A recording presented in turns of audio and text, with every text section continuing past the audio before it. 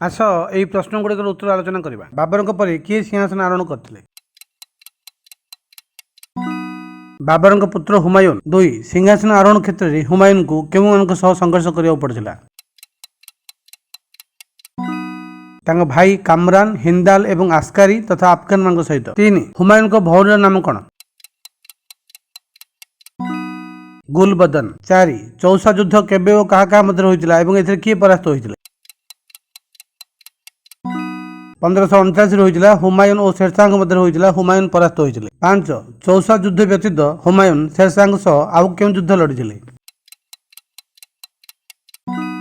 କନୌଜ ଯୁଦ୍ଧ ବା ବିଲଗ୍ରାମ ଯୁଦ୍ଧ। 6. କନୌଜ ଯୁଦ୍ଧରେ କିଏ ପରାସ୍ତ ହୋଇଥିଲେ? ହୁମାୟୁନ। ଶେରଶାହଙ୍କ ଠାରୁ ପରାସ୍ତ ହୋଇ ହୁମାୟୁନ କେଉଁଠି ଆତଙ୍କୋପନ କରିଥିଲେ? ଇରାନ। ଧନ୍ୟବାଦ।